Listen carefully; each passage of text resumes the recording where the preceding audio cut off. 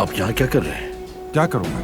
बारान को मारने वाला आदमी कहीं भाग न जाए, इसलिए निगरानी करने आया हूँ मैं। देख रहा हूँ कि सब ठीक है या नहीं। हसन को ये बात कहाँ से पता चली? तुम्हें ये कैसे मालूम हुआ कि हमने उस आदमी को यहाँ रखा हुआ है? मैं भी तो इस हवेली में रहता हूँ ना भाई। चाहे तुम मुझे बताओ या ना बताओ, इतना बड़ा संगीन मसला और मुझे पता नहीं होगा। वो तो एक चूंटी भी नहीं मार सकते थे।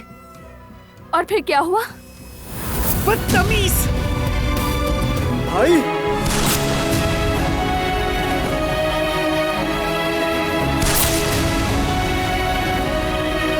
भाई!